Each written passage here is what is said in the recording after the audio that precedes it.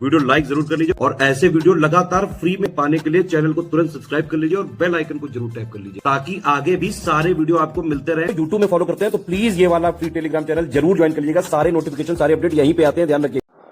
नमस्कार साथियों, स्वागत है आप सभी का स्टडी फॉर सिविल सर्विसेज में। आज का जो हमारा टॉपिक है एनवायरमेंटल साइंस में वो है जल चक्र यानी वाटर साइकिल।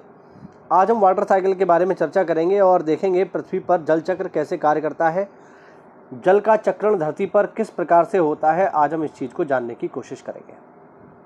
देखिए भाई, जल चक्र देखिए पहले से थोड़ा सा पढ़ लेते हैं फिर समझेंगे। जल चक्र पृथ्वी वायुमंडल प्रणाली में जल का निरंतर अभिगमन है, यानी जो जल साइकिल कर रहा है हमारे एनवायरनमेंट में उसकी बात हो रही है, जो सौर ऊर्जा से नियंत्रित होता है। ध्यान रखना, जल चक्र किससे नियंत्रित होगा? सौर ऊर्जा से, यानी सूर्य की गर्मी से। ध्यान रखना, हमारे ग्रह पर जल वायुमंडल, महासागरों, झीलों, नदियों, मिट्टियों,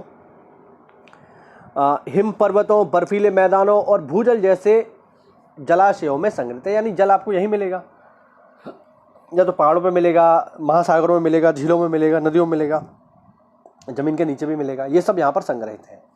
वाष्पीकरण, वाष्पोत्सर्जन, संघनन, वर्षा, निक्षेपण, अपवाह, रिसाव और भूजल प्रवाह की प्रक्रियाओं द्वारा जल का स्थानांतरण एक जलाशय से दूसरे जलाशय में होता है। यानी जब वाष्पीकरण होता है तो जल जो है, मान लीजिए धरातल पर कोई जल है, वो गर्मी ज़्यादा पड़ने से भाप बन गया तो वायुमंडल में पहुंच गया, वायुमंडल से फिर बादल बन गया तो बादल से पानी बरसा तो समुद्र में पहुंच गया। इस तरीके से एक स्थान से दूसरे स्थान पर जाता रहता है। अब देखो, पृथ्वी सौरमंडल का एक जलीय ग्रह है जिसका 2/3 हिस्सा पानी से ढका हुआ है, हम सब लोग जानते हैं। लेकिन इतना पानी होने के बावजूद भी इसकी बहुत अल्प मात्रा पादपों और जंतुओं को उपलब्ध है। यानी पानी तो बहुत है लेकिन हमारे लिए जो काम का पानी है वो बहुत कम है, ना के बराबर है। क्यों है, जरा देखते हैं आगे। पानी पृथ्वी की सतह पर समान रूप से वितरित नहीं है, यानी हर जगह एक सा नहीं पाया जाता। पृथ्वी पर पाए जाने वाले जल की कुल मात्रा का 95% रासायनिक रूप से चट्टानों में आत्मसात है। यानी जितना भी जल है धरती पर उसका 95% तो चट्टानों में मतलब जो चट्टाने हैं, जो हमारे पत्थर हैं, जमीन है, वहां पर जो है आत्मसात है और इस पानी पर कोई फर्क नहीं पड़ता। ये जल चक्र से बाहर है, ठीक है, ध्यान रखना। अब 95% तो यही हो गया। अब जो 5% बचा, उस 5% का साथियों ध्यान रखना, जितना बचा है 5% उसका 97% समुद्र में है। अच्छा, ये समुद्र का पानी भी हमारे किसी काम का नहीं है क्योंकि ये खारा है, इसका कोई मतलब नहीं है। 2.1% जो है ध्रुवों पर जमा हुआ है बर्फ के रूप में, ये भी डायरेक्टली हमारे किसी काम का नहीं है।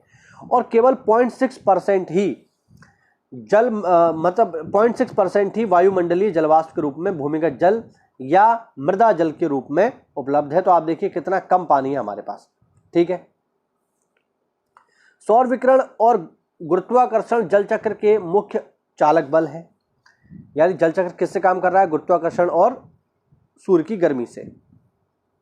वाष्पीकरण और संघनन जल चक्र में प्रमुख प्रक्रिया हैं, इन्हीं की वजह से जल चक्र चल रहा है तथा यह एक दूसरे का स्थान लेती रहती है। अब देखो जरा, जल का औसत 84% भाग समुद्री सतह से वाष्पित होता है, जबकि 77% भाग अवशोषण द्वारा पुनः प्राप्त हो जाता है। 7% जल पृथ्वी की सतह और नदियों से होकर समुद्र में पहुंचता है, जो समुद्र के वाष्पन घाटे को संतुलित करता है। पृथ्वी पर वाष्पन 16% तथा अवक्षेपण 23% होता है। इसका मतलब क्या हुआ? धरती पर जितना भी पानी है जो भाप बनता है, ठीक है ना, उसका 84% हमें समुद्र से प्राप्त होता है। समुद्र की सतह से गर्मी पड़ती है, समुद्र की सतह गर्म होती है तो समुद्र से भाप बनती है, ठीक है। अच्छा, जितना भी पानी यहाँ से भाप बना है, वाष्पीकरण से जितना भी पानी भाप बना है, उसका 77% भाग वापस होकर के फिर से समुद्र में आ जाएगा, ठीक है।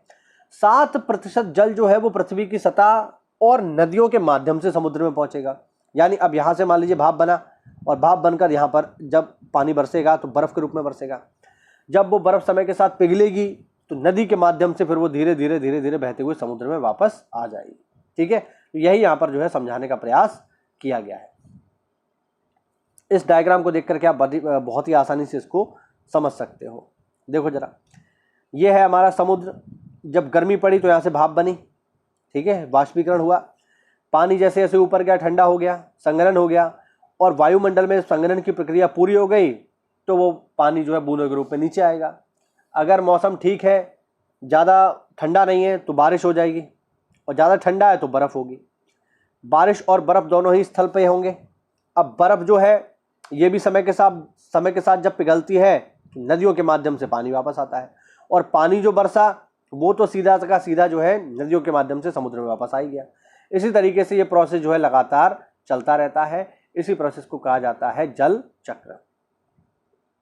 ठीक है, अब देखो जरा, वह प्रक्रिया जिसमें जल वाष्पित होता है और वर्षा के रूप में भूमि पर गिरता है तथा गिरने के पश्चात नदियों के माध्यम से समुद्र में वापस बहता है, जल चक्र के रूप में जाना जाता है। वही है जो मैंने अभी आपको समझाया।